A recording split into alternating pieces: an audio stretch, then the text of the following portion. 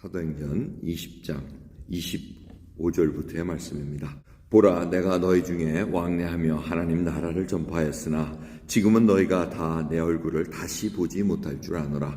그러므로 오늘 너희에게 증거하노니 모든 사람의 피에 대해 내가 깨끗하니 이는 내가 꺼리지 않고 하나님의 뜻을 다 너희에게 전하였습니다.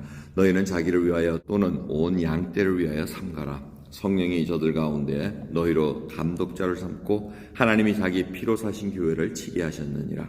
내가 떠난 후에 흉악한 이리가 너희에게 와서 그 양떼를 아끼지 아니하며 또한 너희 중에서도 제자들을 끌어 자기를 쫓게 하려고 어그러진 말을 하는 사람들이 일어날 줄을 내가 아노니, 그러므로 너희가 일깨어 내가 3년이나 밤낮 쉬지 않고 눈물로 각 사람을 훈계하던 것을 기억하라. 지금 내가 너희를 주와 및 그 은혜의 말씀께 부탁하노니 그 말씀이 너희를 든든히 세우사 거룩해 하심을 입은 모든 자 가운데 기업이 있게 하시리라. 내가 아무의 은이나 금이나 의복을 탐하지 아니하였고 너희 아는 바에 이 손으로 나와 내 동행들의 쓰는 것을 당하여 범사에 너에게 모본을 보였노니 곧 이같이 수고하여 약한 사람들을 돕고 또 주 예수의 친히 말씀하신 바 주는 것이 받는 것보다 복이 있다 하심을 기억하여야 할지니라.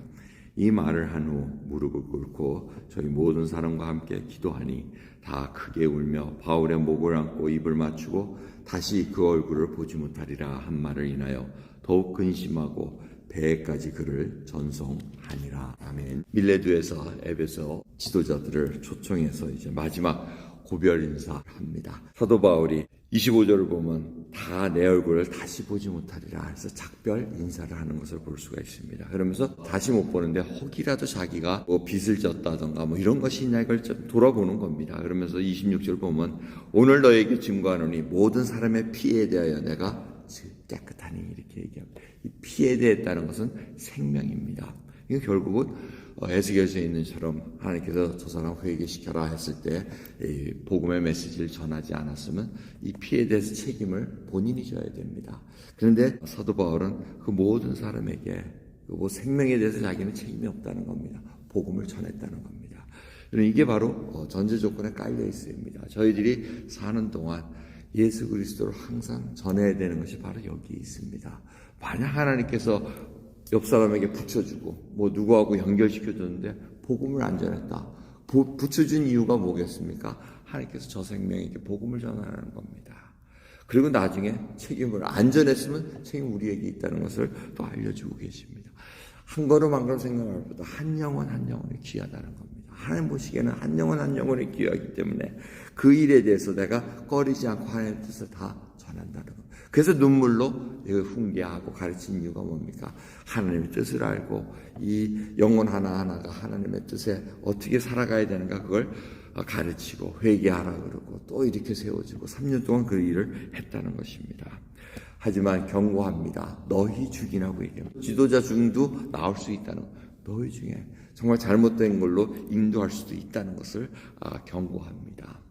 악한 이리가 밖에서 와가지고 양의 탈을 쓴 이리가 올 수도 있고 안에서 내부적으로 일어날 수 있다고 얘기합니다.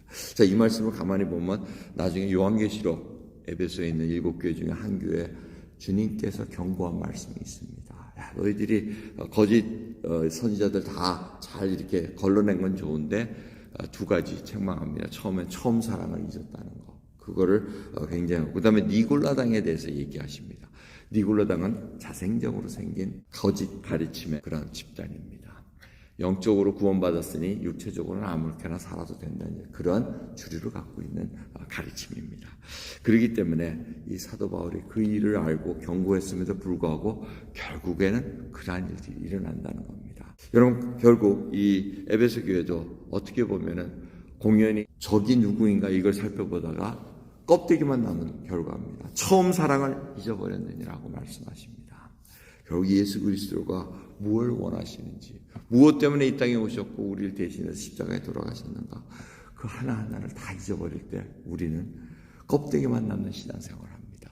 자기가 갖고 있는 잣대로 저지하기 시작합니다. 판단하기 시작합니다. 하나하나 다 갈라치기 내놓으면서 결국은 자기 자기 신앙만이 옳다는 것으로 드러내기 위해서 신앙생활하는 그런 껍데기뿐인 삶으로 끝낼 수가 있다는 것입니다.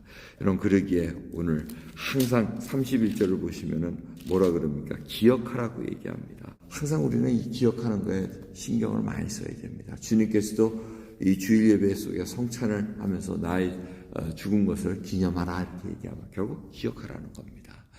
구약에 와서도 신명기 새로운 세컨드 제너레이션을 데리고 모세가 갈 때도 하나님 말씀할 때 하나님께서 너희를 광야에서 어떻게 이끌으셨는가 기억하라 얘기합니다. 우리가 이 기억을 하지 않는 한 은혜 받은 것 기억하지 않고 정말 하나하나를 기억하지 않으면 하나님 앞에 우리 마음대로 살 수밖에 없는 그런 악한 심령이라는 것을 다시 깨닫게 됩니다.